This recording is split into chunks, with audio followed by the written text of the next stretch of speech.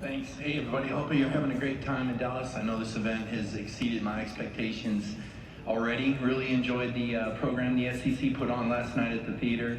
Had a great time catching up with Gary Stokan.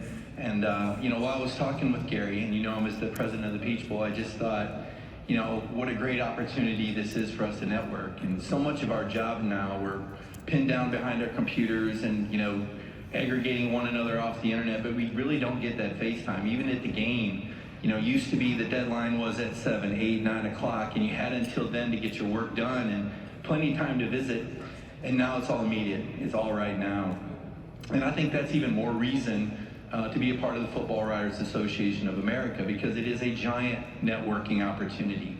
We have the guide, 250 pages, all the contacts are in there, all the people are in there, right down to the schools, the bowl officials, one phone call away, or I suppose one Twitter account or one email account.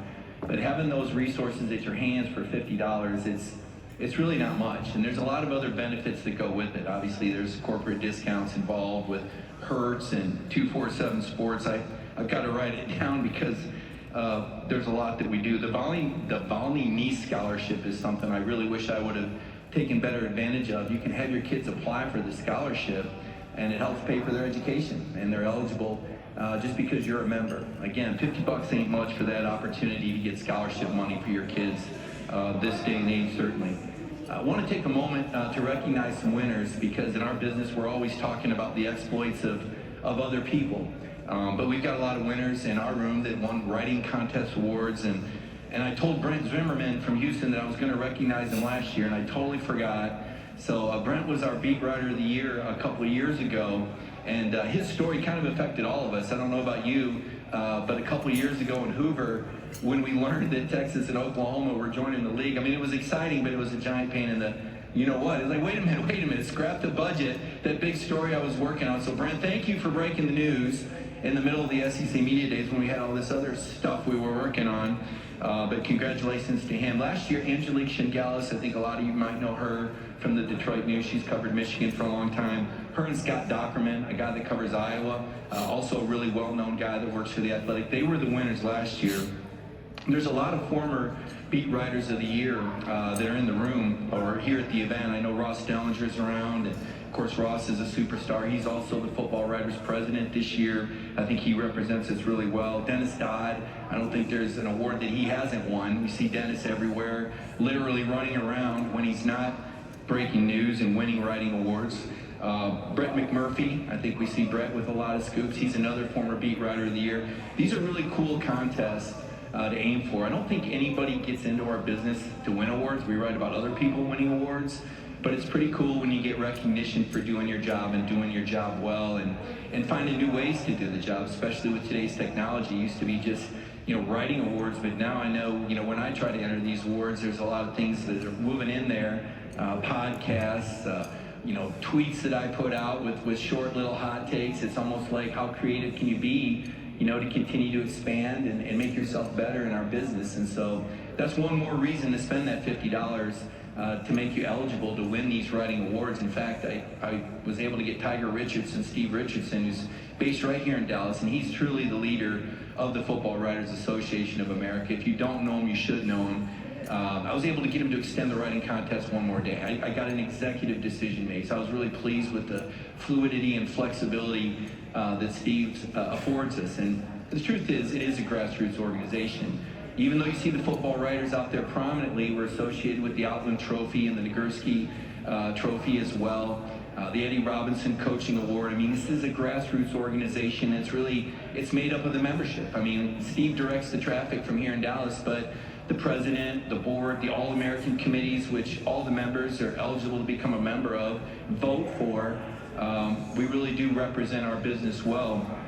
I would encourage you, while you're here, to reach out to your various sports information department contacts. This is a really valuable time to get to know these folks and thank them for everything they do. And I've been fortunate, the last 7 years at Georgia to work with Claude Felton. And Claude is a legend in the business. He recently retired, sort of. He's still around, but I guess I just want to take this moment to publicly thank Claude for everything that he's done for us sports writers. I know if you're in the SEC, you've run across Claude Felton. I hope that you'll take the time to write him a note. And if he made your trip to Georgia a little bit better, let him know that, because I thought that he set the bar very high in the industry.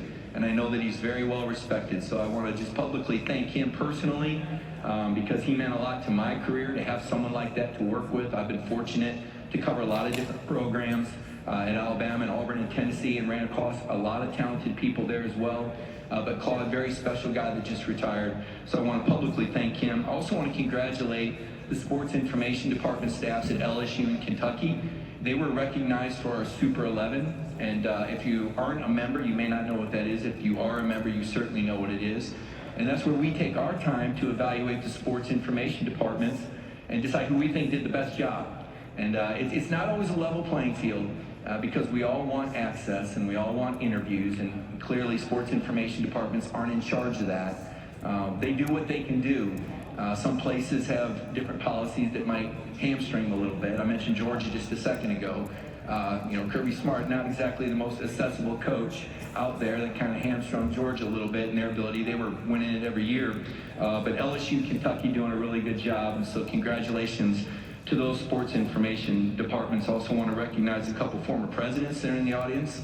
I mentioned Ross is our current president. I look here and see one of my mentors in the front row here, Ron Higgins.